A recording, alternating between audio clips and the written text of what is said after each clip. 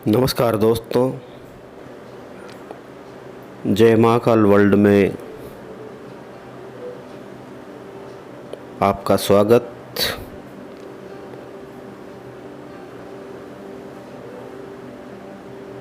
हमारे लिए जो भी है वो सब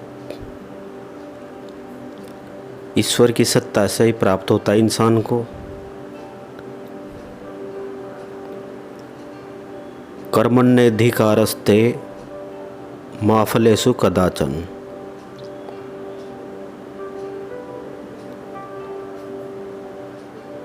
हमें केवल कर्म करने का ही अधिकार है। फल देने वाला स्वयं वही परमात्मा जो आकार सहित है और निरंकार भी है।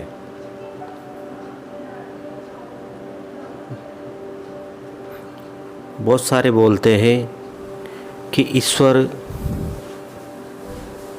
नहीं है, और मैं बोलता हूँ कि ईश्वर तो है।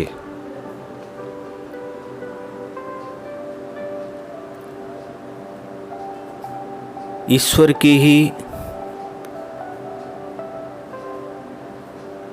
वो शक्ति है जिसके द्वारा इंसान अपना कर्म कर पाता है। अभी ऑक्सीजन की भारत में कितनी कमी हो रही है। ऑक्सीजन मरीजों को टाइम पे नहीं मिल पा रहा है। और उस परम शक्ति को देखो आप, जिसने पूरे विश्व में ऑक्सीजन का भंडार सबको प्राप्त वही परमात्मा कराता है, जिसको अपन प्रकृति भी बोलते हैं। वो इंसानों को ही नहीं, समस्त संसार के जो ब्रह्मांड में जीव जंतु है, पशु पक्षी है, मछलियाँ है, तितलियाँ है, चींटी है, जितने भी जीव जंतु है, उनको वो बिना पैसे लिए ऑक्सीजन की व्यवस्था वही कराता है। धरती में से अन्न की व्यवस्था वही करता है, उसकी परम शक्ति यही करती है। इंसान अपने को स्वयं ब्रह्मा का पुत्र मानने लग गया, मतलब वो नहीं मानेगा तो ऐसी प्राकृतिक आपदाएं और भी आगे आके घनघोर होगी, जिसका कोई तोड़ किसी के पास नहीं होगा।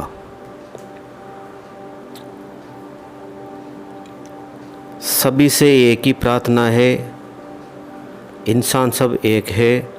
बाकी इस समय ईश्वर की जो प्रार्थना है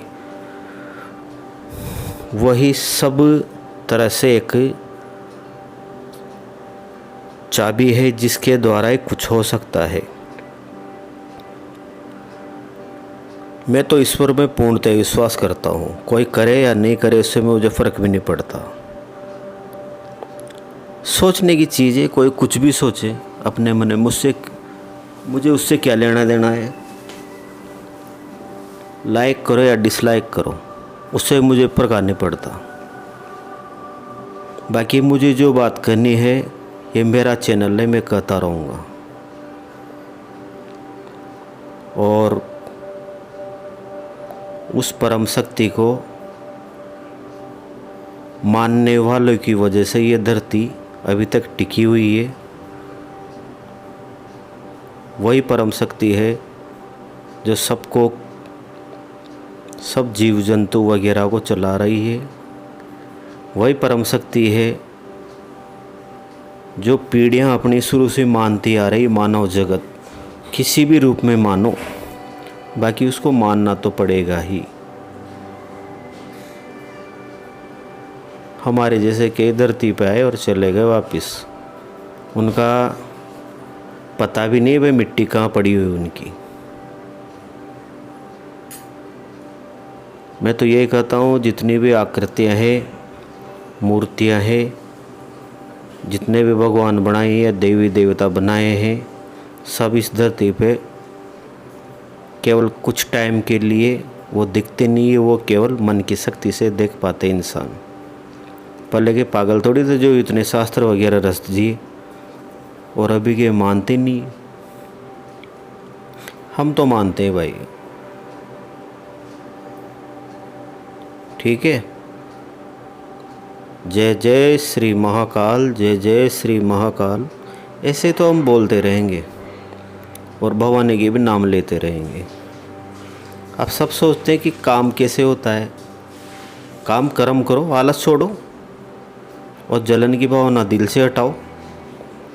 कोई आगे बढ़ रहा है मान लो, उसके ऊपर तुम चड्डी कस के तैयार होते हो, बढ़ने दो उसको आगे, आप भी बढ़ो उसकी नकल करके, या उससे दोस्ती करके आगे बढ़ो। जो इंसान और की तरक्की देख के जलता है ना, इसका मतलब ये है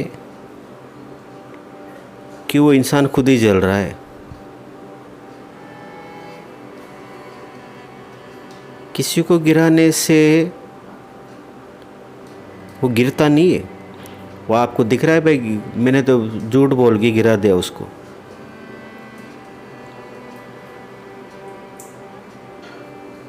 बाकी ऐसा टाइम अब जा चुका है, क्योंकि आजकल सभी इंसान समझदार है और सब जानते हैं कि कौन क्या कर रहा है और कौन क्या नहीं कर रहा। तुम बीच में पटेल बन रहे हो। अगर आपके अंदर पावर भी है तो उसका सही इस्तेमाल करो। अगर आपके पास धन ज़्यादा है तो गरीबों की मदद करो। ऐसा धन जो किसी की बर्बादी में लगाया जाता है वो दुर्योधन की तरह होता है। काम करो, किसी की आत्मा को तृप्ति हो। काम करो, किसी जीव को अन्न की प्राप्ति हो। काम ऐसा करो जिसमें सबका हित छुपा हुआ हो। काम ऐसा करो जो ईश्वर के प्रति समर्पित हो। इंसान ईश्वर नहीं है, इंसान तो एक करती है। अगर इंसान ईश्वर होता तो फिर 100 बरस उसके कभी पूरे नहीं होते। क्यों अभी ये बेबस इंसान कोरोना में इतना बेबस क्यों हो रहा है? भाग रहे हैं उधर उधर, सब ये कर रहे हैं। ये एक महामारी है और ये परम शक्तियाँ जितनी भी है वो सब अपना काम निश्चित टाइम पे करेगी। ईश्वर को न तो दौलत खरीद सकती है,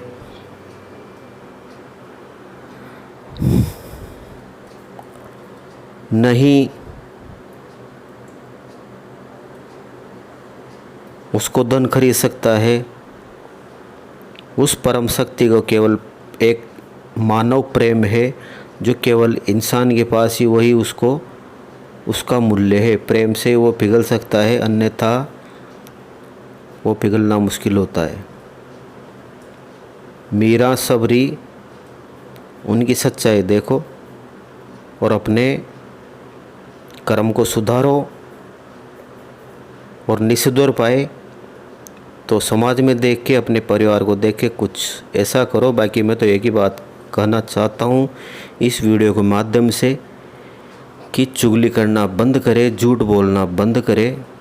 जो सच्चाई है वो सच्चाई रहती है। और ज़िंदगी 184 में एक बार इंसान योनि में आए हैं अपन सब, तो उसका भरपूर आनंद उठाएं। ईश्वर को भी माने। अगर अपने घर में बड़े बुजुर्ग हैं उनका भी सम्मान करें।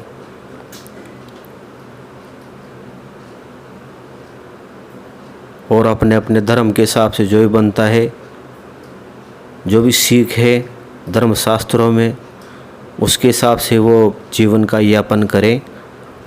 अन्यथा कोरोना तो एक विकल्प है, ये ईश्वर का इसमें कुछ भी ये नहीं है, बस ये इंसानों की देन है। अभी भी सरकार इतना पैसा खर्च कर रही है, कोरोना से कितना देश को आर्थिक नुकसान हो रहा है, इसके बावजूद भी बहुत सारे इंसान हैं जो बिना फालतू ही घूम रहे एक दूसरे के पास जाके। उससे क्या होगा? देश की दुर्गति तो होगी, आर्थिक संकट में आ जाएगा देश। तो अपना सबका एक ही फ़र्ज है कि जी कोरोना की गाइडलाइन के हिसाब से काम करें।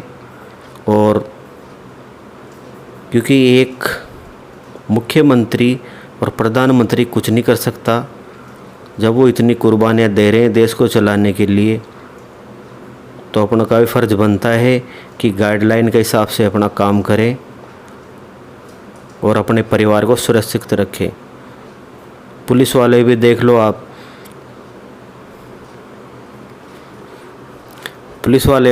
आप, कि अभी भी वो रोड पे भरी गर्मी में खड़े हुए, क्यों? ताकि आप सुरक्षित रहो। नहीं तो उनके परिवार नहीं है क्या? वो भी तो बैठ सकते हैं, उसके बावजूद बिना फालतू घूमते हैं। किसी को ज़रूरी काम है तो वो तो जाएगा ही सही। देश को बचाओ, इसी में सबका भला है, और अपने कर्म करते रहे। जय महाकाल।